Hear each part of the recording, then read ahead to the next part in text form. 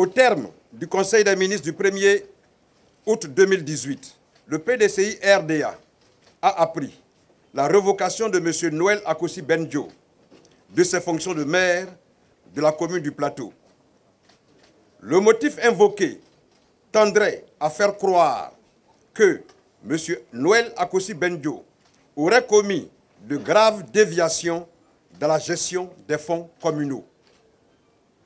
Lors de son point de presse, le porte-parole du gouvernement, répondant aux questions des journalistes, a affirmé que des enquêtes étaient en cours pour consolider les chiffres exacts se rapportant à ce détournement présumé. Le PDCI RDA, bien qu'attaché au principe de la gestion rigoureuse et transparence des finances publiques, s'étonne cependant de la précipitation avec laquelle cette décision de révocation du maire Noël Akossi Benjo a été prise.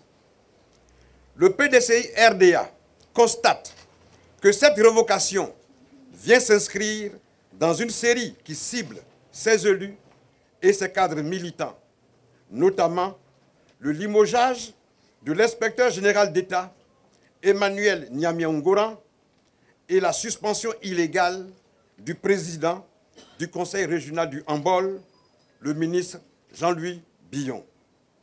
Le PDCI RDA note avec stupéfaction le non-respect, dans le cas d'espèce, de la loi et des procédures administratives en vigueur en matière de contrôle de la gestion des collectivités territoriales. Le PDCI RDA, au regard de tous ces manquements, considère que la révocation du maire Noël Akossi Benjo est une affaire politique. Le PDCI RDA s'interroge sur l'opportunité d'une telle décision dans un contexte politique marqué par la préparation des élections municipales et régionales d'octobre 2018.